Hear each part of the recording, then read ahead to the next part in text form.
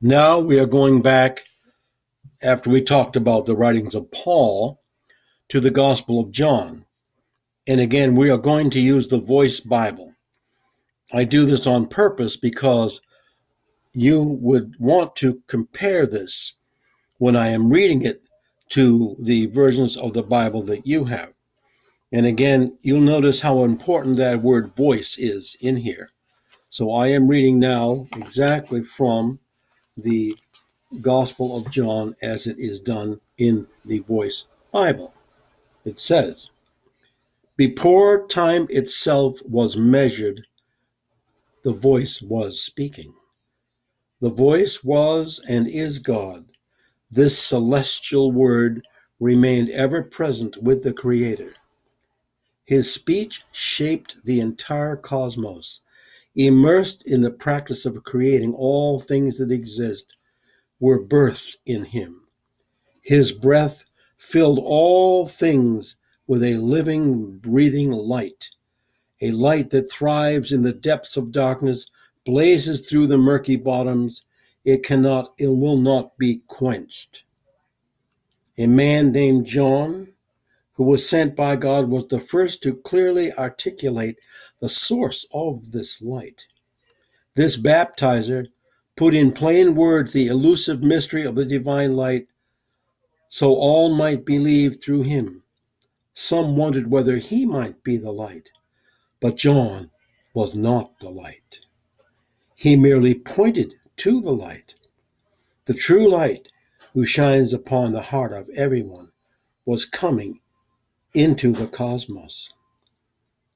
He entered our world, a world he made, yet the world did not recognize him. Even though he came to his own people, they did not, and they refused to listen to him and receive him. But for all who did receive and trust in him, he gave them the right to be reborn as children of God. He bestowed this rebirth not through human power nor intention, but by God's will. The voice took on flesh and became human and chose to live alongside us. We have seen him, enveloped in undeniable splendor, the one true Son of the Father, evidenced by the perfect balance of grace and truth. John the Baptist said this about him. This is the one I've seen telling you is coming. He is much greater than I am because he existed long before me. Through this man, we will receive gifts and grace beyond our imagination. You see, Moses gave us rules to live by, but Jesus, the Anointed, offered us gifts of grace and truth. God, unseen until now, is revealed in the voice, God's only Son, straight from the Father's heart. So there we have an example of the Gospel of John, and you see how important the voice is. The voice was and is God.